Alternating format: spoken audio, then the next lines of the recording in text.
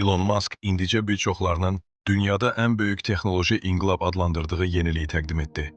Onun dünyaya göstərdiyi şey sadəcə mobil telefon deyil. Bu, Apple, Samsung kimi nəhənglərə və ümumilikdə rabitə sənayesinə birbaşa çağırışdı. Yeni qurğunun adı Tesla Pay'di.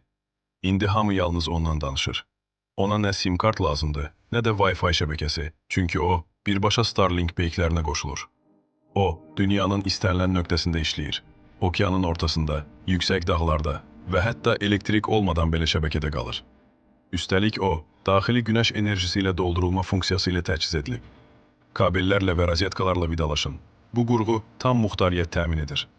Rəsmi qiyməti təxminən $789 və performansı bugün mövcud olan istənilən modeli geridə qoyur. Amma əsl şok hələ qarşıdadır. Qurğu Musk'ın özü tərəfindən yaradılmış Neuralink çipi ilə uyğundur. Təsəvvür edin ki, zənglərə cavab vermək, avtomobil idarə etmək, qapıları açmaq və ya pul köçürmək yalnız düşüncə gücü ilə mümkün olur.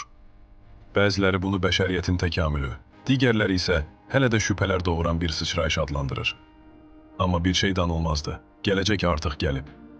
Əgər siz Alovlanı izləmirsinizsə, yəqin ki bizi bir daha görməyəcəksiniz. Amma abunəsinizsə, təbrik edirik, siz hər gün inkişaf edirsiniz.